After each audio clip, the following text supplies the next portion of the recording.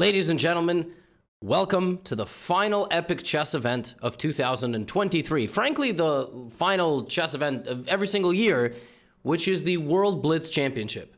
Over 20 rounds of action between some of the world's best players played over 2 days. It is an exhausting, grueling format. But the good news is, it doesn't just produce crazy games, it also produces crazy memes. And today, I have a handful for you, as always. It has been a very dramatic Rapid and Blitz World Championship with people getting fines for their shoes and people tweeting stuff in personal lounges. Well, I saw this incredible clip earlier today that I'm going to share with you right now as Magnus Carlsen was slammed with a door. I did not see this. This clip belongs to Chess with Lokesh, who uploaded this. First, Magnus does like an Olympic jump over some rails, which is like epic. And then he's walking to his round, and watch it. This poor guy. He opens the door for Magnus, but he stops and he crashes into the door. So first, Magnus is late to his game, so he turns the corner. He has to jump, because that thing is probably super long. So he jumps over the thing. Nice. We're in good shape. And just the poor guy, he stops pulling the door and just makes... Oh my God, it's incredible. How does this tournament just constantly have memes? And that's not the end of it. That is not the end. There is so much more to unpack here. We're going to get into all of it. Magnus grinding. The world's best players are playing speed chess. It is a huge amount of fun. Can Magnus win his 17th title? Will somebody spoil it? If Anish Giri wins the World Blitz Championship, he actually makes it to the candidates because of the FIDE circuit. It's crazy stuff. Here we go. I'm going to take you through a bunch of games. I'm going to take you through controversy. Oh my goodness. Magnus begins his World Blitz campaign against Sergei Grigoriants from Hungary. This one starts with a Spanish, nice and easy. It's 3-minute chess with 2 seconds bonus time. A6, bishop A4. That's why they're getting a lot of time back. Magnus plays a D3, C3 setup. He does not play for C3, D4. He might, but for now he's just defending his center pawn.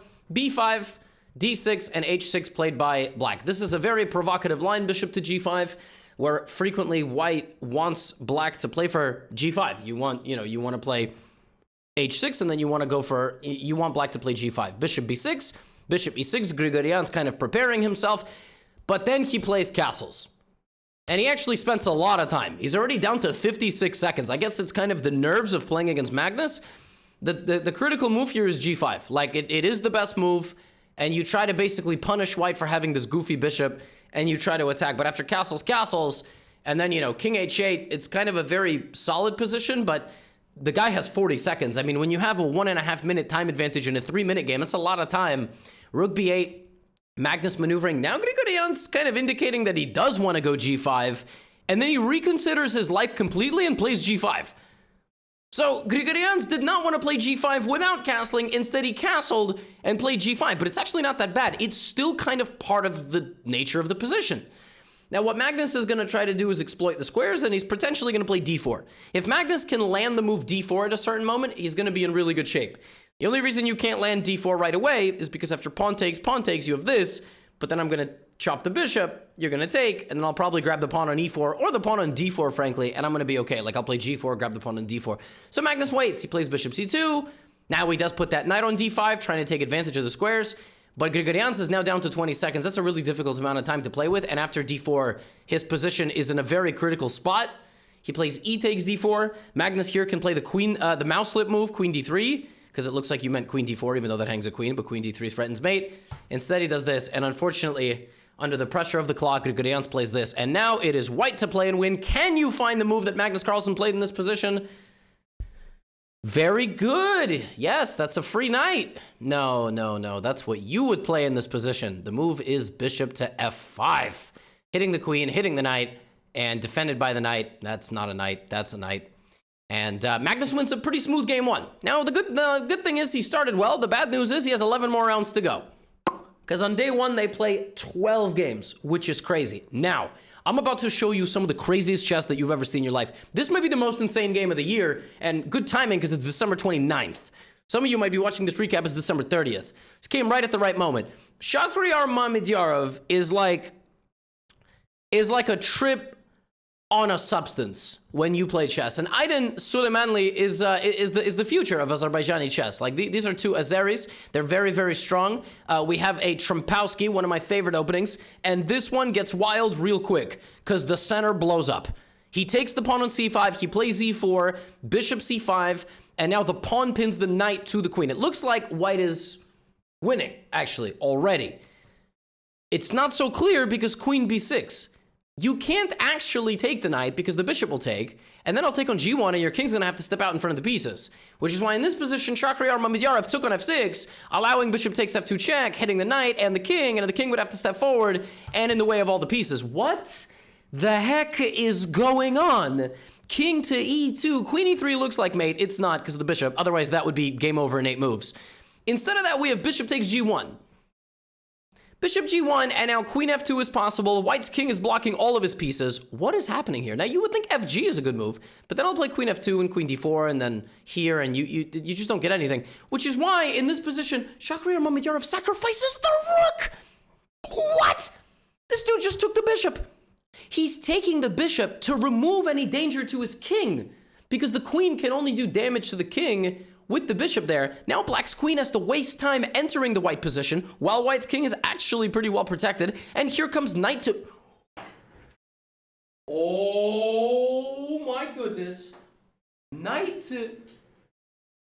I mean, I would understand knight f3, and then the queen's got to go back to c5, and then we... No, knight e4.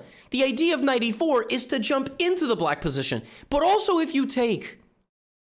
FG is a threat on the rook and mate. It's game over. You just lose. It is game over. Knight to e4, another brilliancy, but the position remains in the balance. Now Aydin plays rook g8, spends 40 seconds. So Mamedyarov takes on g7. The knight still cannot be taken. The bishop has opened up. Knight f6 is just a walk into the black position. Aydin still defending himself correctly. Rook takes g7. Now Mamedyarov plays a crazy move. He doesn't play knight f6. He doesn't play knight d6. He doesn't play bishop e3. He doesn't play bishop f6. He plays queen to d2. And apparently this is some sort of either magical bluff or still something he remembers. There are now discovered threats on the queen, but the bishop can't even move. And the other idea is queen c3, which is a fork on the rook and the bishop. h6, queen c3 hitting the rook. The queen gets into the black position. It's ravaging. The black queen is snuggled in the corner. Knight c6, Aydin has to break out, but that's the wrong move. He had to play queen h2, queen b7 check, knight d7, and get his queen back quickly. But instead of that, he does this, and he tries to attack the white king with his knight, but it's king e3, and white is completely winning. 2-minute time advantage, 2.5 up on the clock. He doesn't want to draw, so he goes to d3, and he loses all the advantage. The winning idea, apparently, was king e1, walking into a fork, then king e2, and then in this position, you play king d3. You have to lose the pawn. Some of you might be wondering why that's even possible. Why would the knight not take the rook? Well, queen f8 wins the rook back. Too much. Way too dank, as the kids say. Simply way too dank. The major difference being that apparently now, if you play king d3, the c-pawn is standing, and the rook doesn't actually get to go to c1. I guess if the c-pawn wasn't there, the rook would go to c1 and there would be mating threats, but that doesn't exist anymore, so the position is back to equal. Queen f5, there was a moment there that black might have been winning the game despite having 10 seconds on the clock. White's king is triumphantly marching around the board. d4, that's it. Oh my god, where did his rook go? But he's still completely winning. He's still completely winning because black's king is simply too weak. Oh my god, black's king is safe. Oh my god, black's king is safe. What is happening in this position? Why are the kings out in front of all the pieces? White plays queen e5 and just starts pushing his pawns. Mamedyarov decides, you know what? Chess is a very easy game sometimes. Cocoon your king with all the pieces and just make sure the pawns go up the board. Look at how safe the king is. Bishop a4, he's just looking for a way to push the pawns. It's a scramble with 10 seconds left on the clock. a6, a7, and he's winning. He's winning because the pawn is simply going to promote. Black's pawns are too slow. Oh my goodness. Black plays queen g4, allows promotion, but there was nothing you could do. You play something, you can't even get back. Queen e4 to try to go here. I have bishop f7. The king comes forward. I have queen f2. I'm just going to hunt the king down and mate you. Also this, obviously. Oh my god, what a game. What a completely insane position. Both kings going on spiritual journeys. Oh, Mamedyarov wins. That was part of a 4-game winning streak for him. Now, Fabiano Caruana versus Hans Niemann. This is a big game. Fabiano's had a lot of success versus Hans recently. Hans sticking to his true and tried Berlin. Fabiano saying no Berlin for you. Bishop c5. Can Hans snap the streak, beating Fabiano in blitz, which might be his best format to beat him in, because Fabi's a monster in classical, and his rapid is no joke either. a5, castles, castles. Knight e2 takes. Very solid position. Black has a Berlin pawn structure over there on the left side of the board, the queen side. a4, f4, Fabi going for it. Takes, activates his rook. Hans still trying to do some stuff on the queen side. c5, here comes the rooks. Hans puts his knight in the center. h3, bishop e6, repositioning. Very tense game, but Hans a minute down. Fabi plays knight f3 and knight f4. Both horses are going. Look at this. Connect 4 on the f file. You know something is cooking up over there. Hans plays rook d8. Fabi's playing very quickly and very confidently. Now Hans is left with a pawn here and a pawn here. Could be some weaknesses. Could be some light square infiltration. Knight d2. Hans again commits a pawn. Very, very aggressive play. Fabi plays e5, taking squares away from Hans. Clearing up the e4 square for a potential piece. There it is. Take. Hans is now at 14 seconds on the clock. That's simply not enough time. He's trying to defend himself. Queen c1. In fact, he has a better position, but he's only got 10 seconds to do something with it. He plays c4. He's opening up the board. He grabs the pawn on c2. He's really close to winning, because if he can clear out this pawn, he's just going to get a totally winning position. King h2. Knight d4. Fabi 19 seconds on the clock. Hans 5 seconds on the clock. Gets 2 seconds every time he makes a move. Oh my goodness. b3, and he's going to win. Critical moment in the game. Knight to f5, queen g6. Someone's going to either b3 or Hans's king is going to get checkmated. Hans tries to play defense. Fabi goes back. Hans is winning. Queen c7, he doesn't see it. King h8, knight d6, queen d7, a repetition. No repetition. We trade. Queen b... Oh, but Fabi snuck over and got to the pawns. Rook f3, queen d5. Hans grabs on a2, rook a3, queen e2, queen e7. What's happening here? Both guys in... Oh... It was equal. Hans saw rook d5, rook a8, queen e8, but what he missed was this. And now the king walks into a check, the back rank is cleared, and Hans was dead even with Fabi. It was a very back and forth game where everything was falling off the board.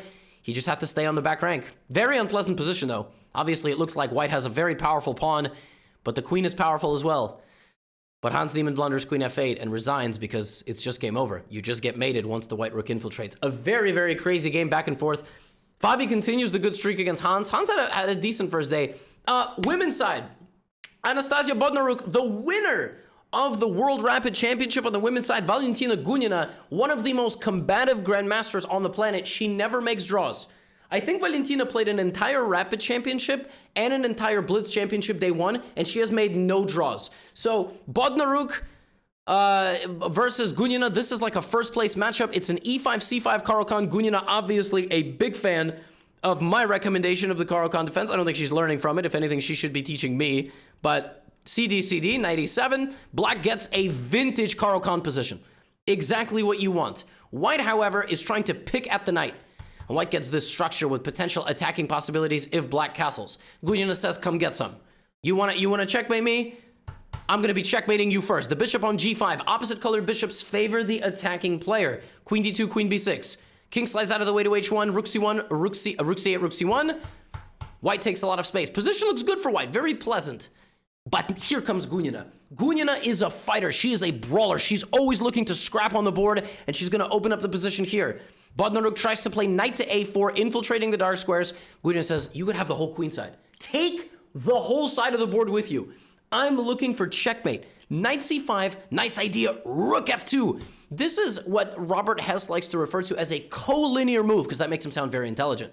Rook to f2 is a move when you are staring at a piece on a straightaway or on a diagonal, and instead of taking it, you make a move on that same straightaway. And you basically say, take me. You want it so bad, take me, so I get in on the square that I'd like to be on. So she does. And then she brings the knight back to kick the rook out. It's a very tense position, but you know Gunina, always looking for a fight. e5, always looking to attack, always looking to create complications. Takes. And Gunina blunders a fork? Wait a minute. She blunders a fork, but she grabs the pawn on e3. So her rook is hanging, but she's hitting the queen. And after this, the rook is hanging here and the pawns fall apart. Now here, white's best move is queen d5 check, and she plays it. But you still can't take the rook because your own rook is hanging. So in this position, you can play rook d1, rook f1. But look at, Grigorian has built nearly a 1-minute time advantage, which, as we know in blitz, is very stressful. Rook c2 is played. Black plays rook d8. And now it's really white's king that's weak, because white's king is completely stranded. White continues to try to attack, but you do not attack Grigorian. You can't just be attacking Grigorian like that. What are you, nuts?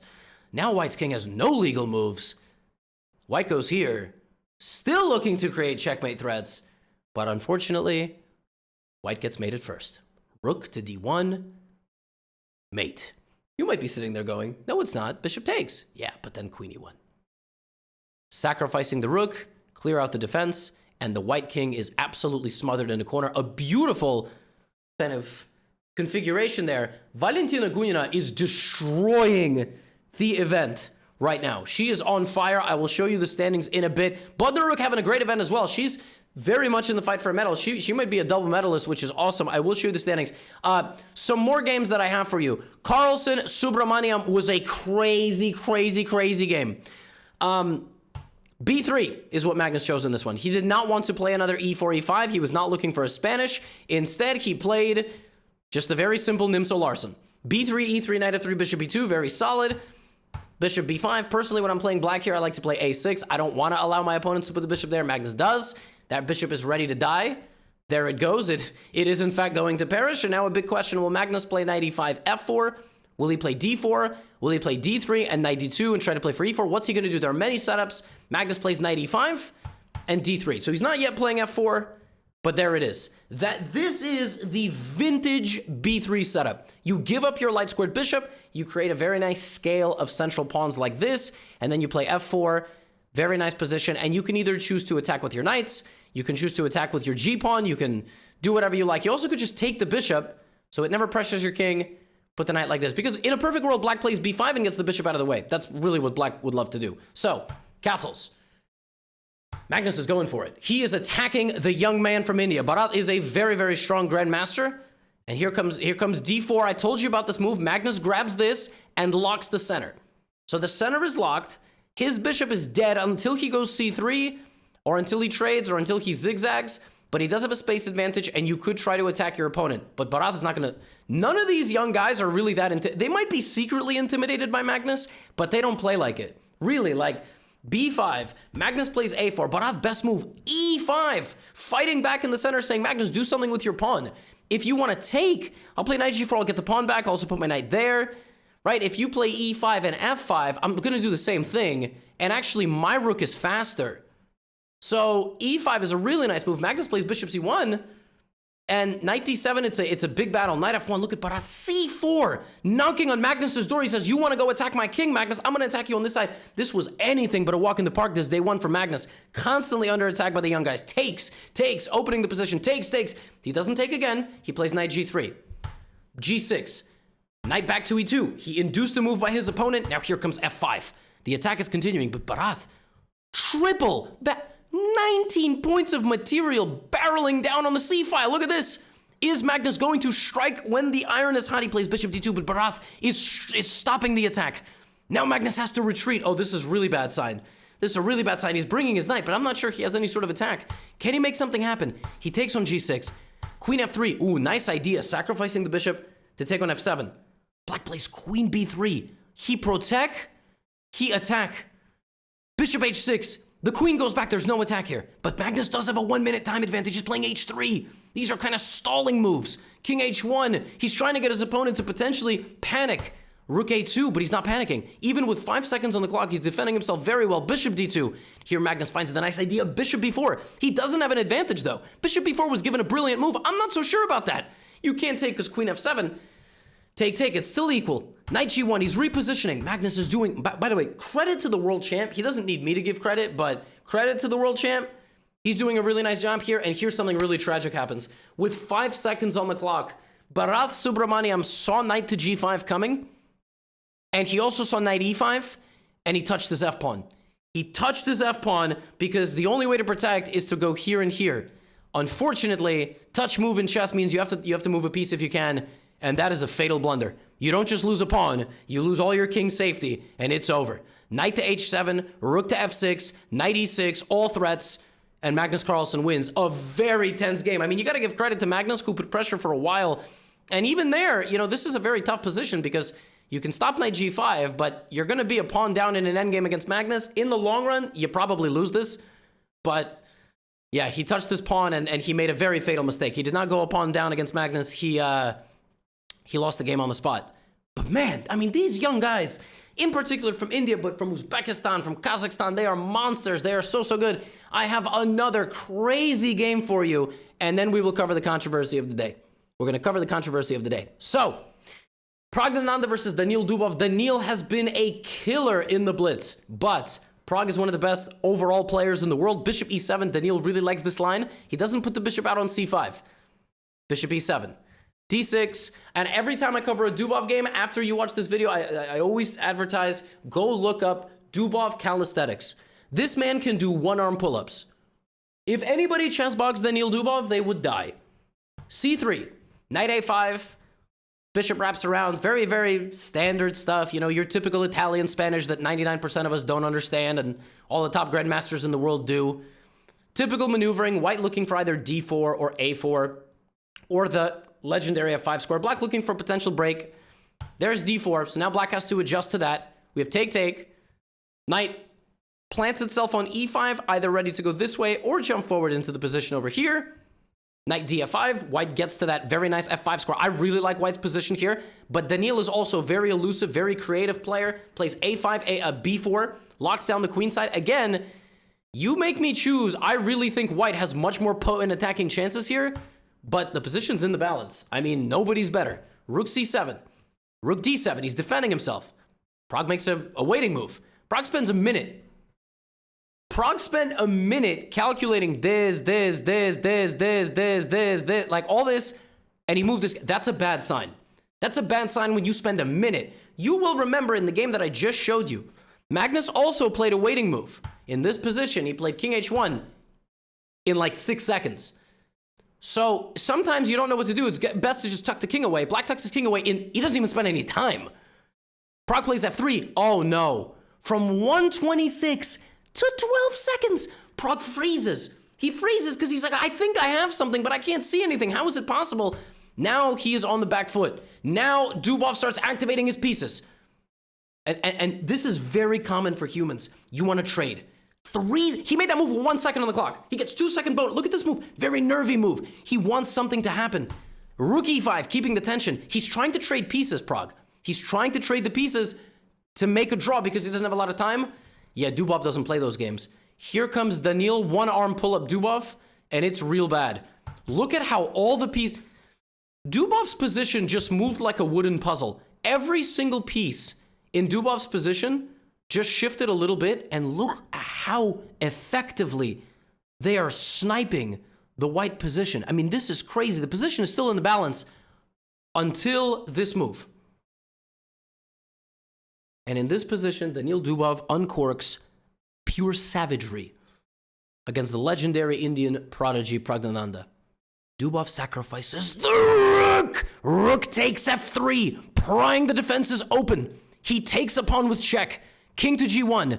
And now, you can't just keep feasting because the queen will get involved in defense.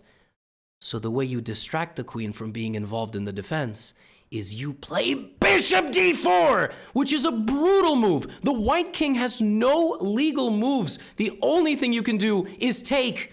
This is what we call an attraction tactic. You attract like a magnet, a piece to a square. It can now no longer defend the king. Queen g3, king h1, and in comes the black rook. The black rook, which stood so passively, playing a horrible defense against the pawn on d7. And the last move of the game is made by it, rook c2, a full rook up for white. He cannot defend himself. He resigns. What a game from Dubov. This man is a creative genius. But Daniil Dubov was a little bit, you know, these are 12 games a day. All the players get tired. Some of them start making short draws. just to preserve their energy and keep a half point. I mean, I think they should not allow draws until like the 30th move, whatever. Daniil Dubov sat down to play Jan Nepomniachtchi. Jan Nepomniachtchi has had a good day. He's had a very good day. He's up there in the standings. I think he's tied for first. Then these guys do this. This is the penultimate round of the day. Knight f3, knight f6, knight d4, knight d5, knight b3, knight b6. The other knights come out. They replace on the starting square. And then those knights also come out and they do this.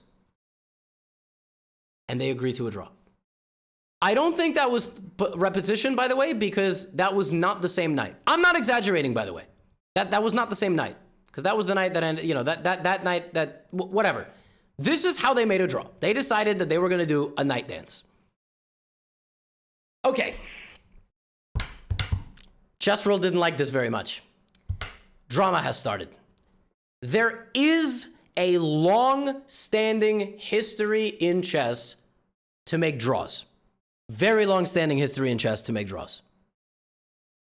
For example, d4, d5, c4, c6, take, take, knight c3, knight c6, knight f3, knight f6. This is called the exchange Slav, and you just trade all the pieces and you agree to a draw. There is also the Berlin draw that has gotten very infamous. These guys haven't been making the draw. I'm just saying there is this draw, bishop b5, knight f6, castles, knight e4, d4, knight d6, de, and then you put the knight there, and then you shuffle the queens. Hikaru and Wesley So do this. A lot of top players make this draw, right? It's sort of like making a draw before the game begins. Some players don't talk about it. Some players just sort of do it. You know, like this is just how chess works. Earlier this year, or last year, Hikaru and Magnus did this. They did the bomb cloud draw. They both repeated moves with a bomb cloud. Now, that's different than this. That's different. I mean, at the end of the day, there should be something in place about prearranged draws, or because in any other sport, it's like extremely bannable. You get punished and everything. The argument people were making on social media is that the Berlin is still real chess, and these are all optimal moves. These are not. So these are deliberately bad moves as a meme, right? And now you say, well, what about the bomb cloud? Not just what about the CEO of FIDE, Emil Sutovsky, tweeted, people who are outraged about this game with the knights should go check their reaction about Magnus Hikaru double bomb cloud. Magnus and Hikaru played in an online tournament. Their game was meaningless for the standings. It was meaningless for the standings. It was an online game. It was not a world championship. And for the memes, they played a bomb cloud. They didn't affect anybody's... I mean, none of that mattered. Because they both were qualifying for the top 8 spots to play. Like, it's not the same. Do I think they should be punished? I mean, I don't think they will be punished. Like, I don't, you know. But, yeah, chess has this problem. This, I don't think this type of stuff should happen. Like, if you want to make a draw, play an opening, you know? But who am I? Who am I? Who am I? Dubov, like, they don't care about my opinion. Nobody's going to listen to the YouTuber and do anything. Nobody's going to listen to the fans anyway. Folks, sorry to interrupt my own video. I have literally never done this before. I recorded a full recap, and I specifically was talking about Dubov Nepo, and I was saying that I don't think anything is going to happen because in recent memory, I don't think anybody has ever been double forfeited. There have been double bomb cloud draws. There have been, you know, players offering draws in the first 5 moves. There's players making repetitions and certain variations. So I thought this was a little bit egregious and ridiculous, but ultimately nothing is going to happen because it's the chess world.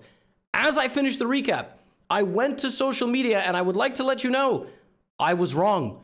Tarjei Svensson, Norwegian journalist specifically focusing on chess, says NRK, the Norwegian TV network, reports that FIDE decided to punish the players, and the score has been set to 0-0. Decision of chief arbiter Ivan Surove regarding the Dubov Nepo game. Game Daniil Dubov Jan Nepomniachtchi. Also, he spelled Daniil's name wrong, unless that's like how you spell it. I'm pretty sure it has 2 I's. After opening next round and checking the game, I waited till both players finished their games in round 12 and asked them to confirm if they had played the above-mentioned moves. They both said yes. They both did not see any problem. Mentioned that the round started late and it was a late day. My decision is because of this. Players shall take no action that will bring the game of chess into disrepute, reducing the points scored in the game by the offending player. Options available to the arbiter. In my eyes, both players are responsible for it. I consider their result prearranged. My opinion is based on the moves that they played. Oh my goodness. That is crazy. Considering the president of FIDE, the CEO, excuse me, said people who are adamant about Dubov Nepo, you know, like I already said this in the recap. I don't know how the edit is going to look. So they're getting double forfeited. They're both getting zeros. Oh my God. See, why couldn't they have just made a regular draw? If they had just made a regular draw, offered a draw, said, you know what, we're tired. That's what all the players are doing. I mean, a lot of them anyway, but I think as always, in the chess world, we need consistency. We need consistency. We don't even have the same rules in the open and the women's for like breaking ties. We have no consistency whatsoever. We have things that happen like this candidates drama, farming rating points, getting the rating spot, the circuit and everything. There's no consistency. And now we have this situation where the players have been double forfeited. That is nuts. I stand corrected. I thought nothing was going to happen. Let's move on with the recap because I'm still going to show you Magnus versus Nepo. But I'm interrupting my own recap to let you know. Wow, that is nuts. Live edit. Back to the recap. Oh, the chess world is on fire. They are not liking this. Speaking of Jan Nepomniachtchi, the final game of the day is Nepo Magnus, and it was funny. It was a funny game. This is a rematch, of course, of the World Chess Championship. Anyway, I don't think anything is going to happen to them for obvious reasons. And the chess world just has more inconsistencies and memes. And this is the chess world, my friends. Welcome, welcome to it. Take, knight f6, take, bishop e3. This is a Tartakower Karl Khan, very rare from Magnus. And then something really funny happened on move 14. In this position, seeing that Magnus was trying to arrive with f4, take, rook e2. Nepo went here and lost the game on the spot. Okay, that's harsh. That's not exactly what he did. That's a mistake because Magnus can literally take it. He could straight up take it. Take, queen takes, bishop takes, and rook e2, and just black is winning. Pawn up. The best move after bishop c5 is queen c2. Neither player saw that. This is what happens when you play 12 games of blitz in a day. Bishop f6, rook d1, and we go to an opposite color endgame. Magnus gives up a full pawn. He gives up a full pawn in order to try to get a little bit of stability, trying to play rook d8. Nepo says, no, I don't want your free pawn. I want to break in the center, and I want to pressure you. But Magnus is a very, very good defender. He's like, all right, Jan, come get me. Queen e5. Magnus is way too solid here. Rook d4 trades. You get c6. It looks really good. The pawn's really strong, but it's not going anywhere. It is held very tightly under lock and key. Yeah, with white, you could play like rook d1, and you could also probably play rook d7. Even this is a draw. You just can't do anything. So rook e5, and the day ended with all the top players making many draws. They agreed to a draw here because rook c6 is falling. And these are your standings after the first day of Blitz. It is a crazy tie. It's one of the closest tournaments there has ever been. Dubov, Artemiev, Carlsen, Nepomniachtchi, MVL, Michal Sarin, Arjun Vergaisi, and Alexander Ryazantsev are all tied with 9. And then there's like what is that? Why?